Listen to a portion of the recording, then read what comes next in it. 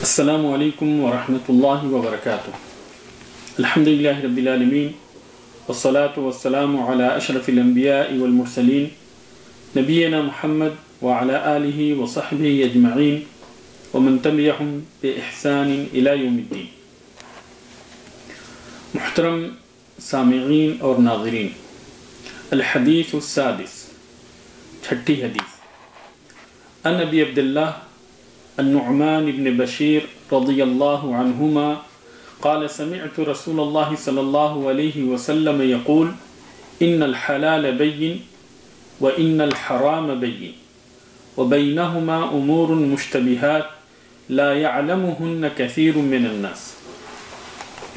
ابو عبداللہ النعمان بن بشیر رضی اللہ تعالی عنہما روایت کرتے ہیں، وہ فرماتے ہیں کہ میں نے رسول اللہ صلی اللہ علیہ وسلم کو یہ کہتے ہوئے سنا، ان الحلال بین، یقیناً حلال واضح ہے، وان الحرام بین، اور یقیناً حرام واضح ہے، وبینہما امور مشتبہات، اور حلال و حرام کے بیچ کچھ چیزیں ایسی ہیں جو کہ مشتبہ ہیں، جن کے بارے میں شک ہے، لا يعلمہن کثیر من الناس، بہت سارے لوگ اس کے بارے میں نہیں جانتے ہیں۔ فمن اتقى الشبہات فقد استبرأ لدینہ وعرضہ ومن وقع فی الشبہات وقع فی الحرام۔ تو جو شبہات سے اپنے آپ کو بچا لیا، یعنی شک والی چیزوں سے جو اپنے آپ کو بچا لیا، اس نے اپنے دین اور اپنی عزت کو بچا لیا۔ ومن وقع فی الشبہات، اور جو انسان شبہوں کے اندر واقع ہو گیا، شک والی چیزوں کو کر بیٹھا، وقع فی الحرام، تو وہ حرام کے اندر واقع ہو گیا۔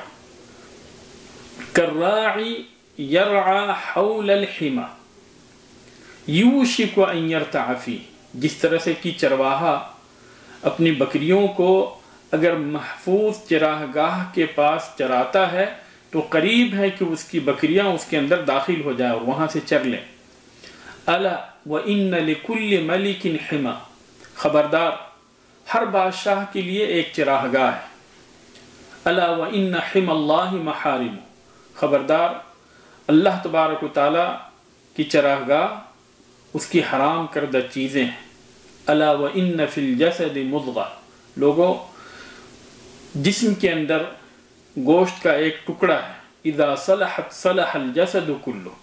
وہ ٹکڑا اگر صحیح ہو جائے تو پورا کا پورا جسم صحیح سالم رہتا ہے۔ وَإِذَا فَسَدَتْ فَسَدَ الْجَسَدُ كُلُّهُ،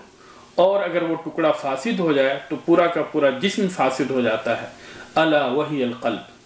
اور وہ گوشت کا وہ ٹکڑا یہ دل ہے۔ رواہ البخاری و مسلم، اس حدیث کو امام بخاری اور امام مسلم نے روایت کیا ہے۔ اس حدیث سے متعلق ہم کئی نقاط کی روشنی میں گفتگو کریں گے۔ سب سے پہلی چیز یہ ہے کہ یہ حدیث بہت ہی عظیم ترین حدیث ہے، اور علماء کرام نے اس حدیث کا بھی شمار ان احادیث میں کیا ہے جن احادیث کے اوپر دین کی بنیاد ہے۔ تو اس اعتبار سے یہ حدیث بہت ہی عظیم ترین حدیث ہے۔ نبی کریم صلی اللہ علیہ وسلم کا یہ فرمانا، ان الحلال بین وان الحرام بین وبینہما امور مشتبہات لا يعلمہن کثیر من الناس، تو اس کے اندر دراصل اشیاء، چیزوں کی تقسیم تین حصوں میں چیزوں کی تقسیم کی گئی ہے۔ یہ چیزوں کی تین قسمیں اس حدیث کے اندر بیان کی گئی۔ پہلی قسم جو ہے الحلال البین، جو چیزیں بالکل واضح طور پہ حلال ہیں، جیسے کہ اناج ہے، پھل ہے، چوپائے ہیں، اگر یہ حرام طریقے سے انسان ان کو حاصل نہ کرے تو اس کے ان کے حلال ہونے میں ذرہ برابر بھی شک و شبہ کی گنجائش نہیں۔ دوسری چیز جو ہے وہ ہے الحرام البین، جو چیزیں واضح طور پہ حرام ہیں، جیسے شراب ہے، مردار کو کھانا ہے، اور جو محارم ہیں، جو عورتیں جو ہے محرم ہیں، ان سے رشتہ کرنا۔ تو ان ساری چیزوں یہ دو تقسیم جو ہے اس کو ہر خاص و عام جانتا ہے، اور اس کے بارے میں کسی کو بھی ذرہ برابر شک و شبہ نہیں ہے، یعنی کسی کے اندر بھی ذرہ برابر شک و شبہ نہیں ہو سکتا، اور شک و شبہ کی گنجائش بھی نہیں۔ تیسری چیز جو ہے، تیسری تقسیم جو ہے وہ چیزیں جو کہ حلال اور حرام کے بیچ مشتبہ ہے، یعنی جن کے بارے میں شک ہے کہ یہ حلال ہے یا حرام ہے، اور واضح طور پہ حلال کی بھی دلیل نہیں اور واضح طور پہ حرام کی بھی دلیل نہیں، یعنی جن کے بارے میں شکوک و شبہات ہیں اور ان کے احکام کو بہت سارے لوگ نہیں جانتے ہیں۔ کچھ ہی لوگ ہیں، کچھ ہی علماء ہیں جو ان کے احکام کو جانتے ہیں، جو کہ راسخون فی العلم ہیں، جو ان کے احکام کو جانتے ہیں۔ تو یہ تیسری قسم ہے۔ تو اس طرح سے چیزوں کی جو ہے 3 قسمیں ہیں، ایک بالکل واضح حلال ہے، اور دوسری چیزیں جو کہ بالکل واضح حرام ہیں، اور تیسری چیزیں وہ ہیں جن کے بارے میں شکوک و شبہات ہیں۔ پھر آگے نبی کریم صلی اللہ علیہ وسلم نے فرمایا فَمَنِ اتَّقَى الشُّبُهَاتِ فَقَدِ اسْتَبْرَأَ لِدِينِهِ وَعِرْضِهِ وَمَنْ وَقَعَ فِي الشُّبُهَاتِ وَقَعَ فِي الْحَرَامِ كَالرَّاعِي يَرْعَى حَوْلَ الْحِمَى يُوشِكُ أَنْ يَرْتَعَ فِيهِ أَلَا وَإِنَّ لِكُلِّ مَلِكٍ حِمًى أَلَا وَإِنَّ حِمَى اللَّهِ مَحَارِمُهُ۔ حدیث کے اس ٹکڑے کا تعلق تیسری قسم سے ہے، یعنی جو کہ مشتبہ چیزیں ہیں ان سے ان کا تعلق ہے، اور اس چیز کی نبی کریم صلی اللہ علیہ وسلم نے اس ٹکڑے کے اندر وضاحت کی۔ چنانچہ جو مشتبہ چیزیں ہیں، جن کے بارے میں شکوک و شبہات ہیں،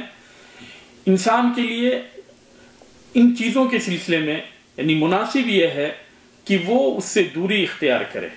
اور اس سے اپنے آپ کو بچا کے رکھے، اور اسی کے اندر اس کے لیے سلامتی ہے، یعنی اس کے دین کے لیے سلامتی ہے۔ اللہ اور اس کے بیچ جو ہے جو دین کا معاملہ ہے اس کے اندر بھی اس کے لیے سلامتی ہے، اور اس کی عزت و آبرو کے لیے بھی سلامتی ہے، جس کا تعلق اس بندے اور عام لوگوں سے جس کا کی تعلق ہے۔ تو اگر وہ لوگوں کے بیچ کی جو چیزیں ہیں اس میں بھی شکوک و شبہات کی چیزوں کے اندر اگر اپنے آپ کو بچا کے رکھتا ہے، ان چیزوں سے اپنے آپ کو دور رکھتا ہے، تو لوگ جو ہے